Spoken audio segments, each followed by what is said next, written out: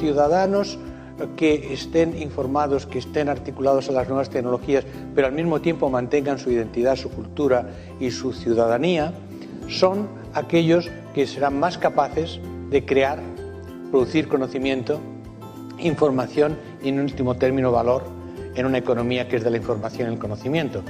Bueno, yo la verdad discutiría el concepto de sociedad virtual, sociedad real. Creo que la virtualidad en la que vivimos es una de las dimensiones fundamentales de nuestra realidad. O sea, vivimos con Internet. No vivimos en Internet o para Internet, pero con Internet.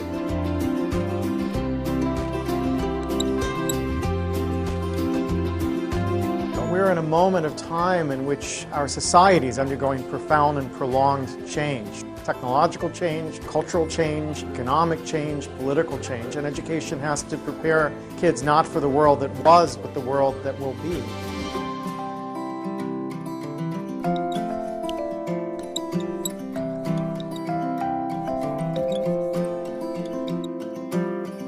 And human resources are like natural resources. They're often buried deep.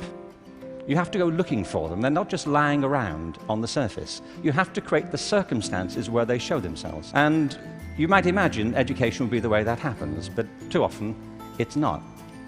Every education system in the world is being reformed at the moment, and it's not enough.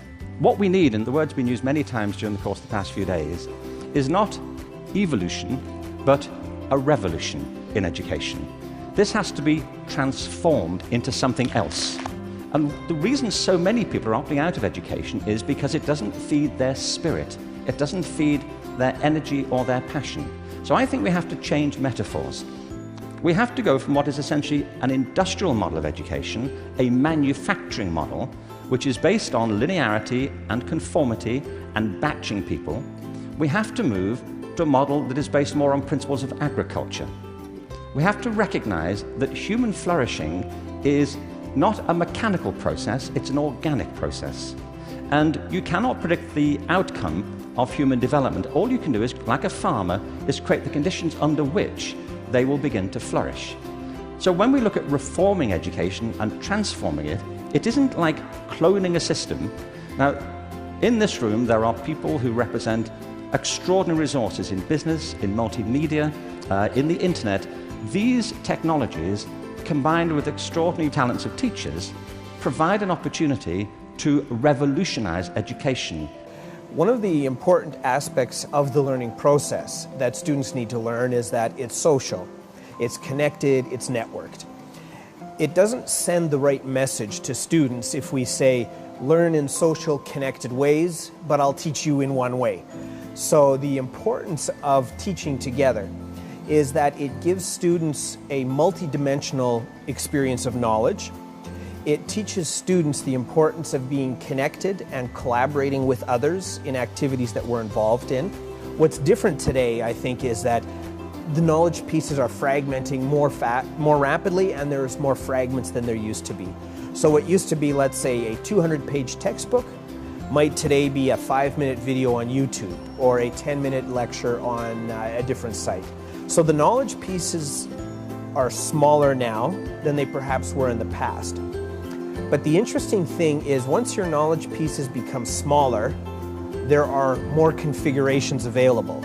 So if you have 5 pieces of information, you can connect them a certain number of ways. So that's where we need to test the validity of the knowledge coherence that we're making. But all of these, again, are part of this process of being networked and connected, and we form new ideas, and we challenge those ideas through those networks. In a classroom, you can have students start playing with video recordings and remixing videos, and you can teach them how to begin to learn or function in a social network that maybe includes students from other cities. Now, none of these things mean you have to change your curriculum yet. These are all systems that allow you to change the teaching and learning process.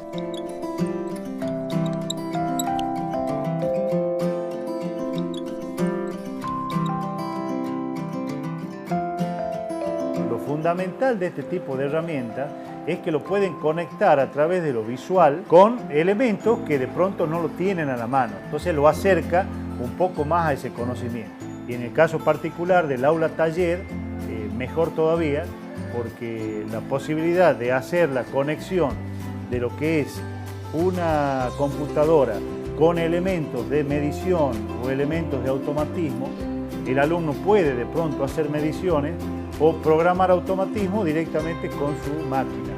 Hay simuladores de circuitos, hay software de cálculo que me permiten ingresar con datos y el software me arroja un resultado de lo que yo necesito. Hay administradores de nuestra escuela que están trabajando sobre la elaboración de nuevos software para facilitar la tarea de enseñanza en el aula. Incluso hay un nuevo proyecto que es el voluntariado universitario, que guiados por docentes van a hacer la apoyatura en los colegios secundarios del uso del método. Entonces se está haciendo una movida grande para que realmente se pueda asimilar esta herramienta y usarla de la mejor manera.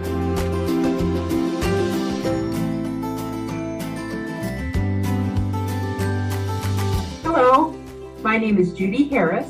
It's preposterous, isn't it? Design a house around a faucet. But in many ways, we've been asking teachers in many parts of the world to do something similar for about 25 years.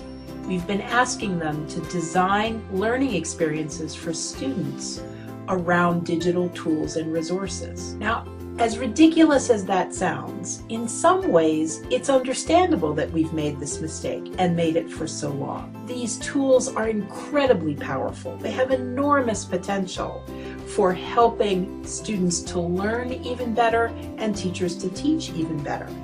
But the problem is when we look to the tools to suggest how we should teach, it's like having a shiny new hammer, because when you have a shiny new hammer, everything can look like a nail.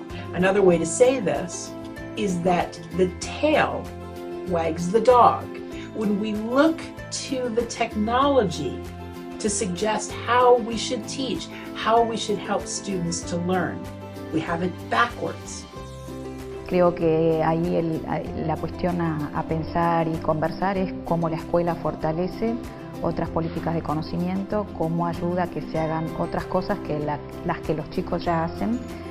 Los chicos usan mucho las netbooks para entretenerse, para comunicarse, navegar con las cosas que les interesan, y eso está muy bien. Me parece que la escuela tiene que ayudar a ampliar sus horizontes con otras búsquedas, entendiendo mejor qué es lo que hay atrás de los buscadores, por ejemplo, qué otro tipo de producciones se pueden hacer.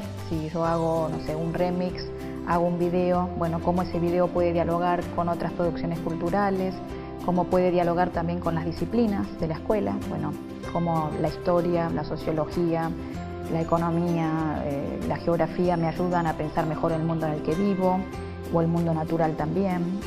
Yo puedo tener muchas cosas a mano, pero si no sé que existen, no las busco. Entonces ahí, si nadie me muestra que valen la pena, que me dicen algo para mi vida, no las voy a ir a buscar. Entonces sí creo que en eso el lugar de la escuela sigue siendo el mismo en otras condiciones, que es el de poner a disposición conocimientos, lenguajes, ayudar a enriquecerlos.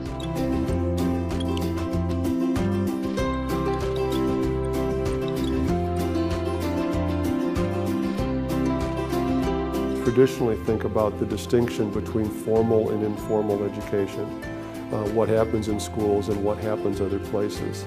I think increasingly we need to see these things in a relationship to each other and to rethink school activities in relationship to what's happening in these other environments, and in the other direction, for the schools to bring experiences and learning that takes place in these other environments into the classroom and into the school, especially for high school students and adolescents. The idea of a wheel with spokes, with the school is the hub of the wheel, and the spokes connect that hub to these other learning environments.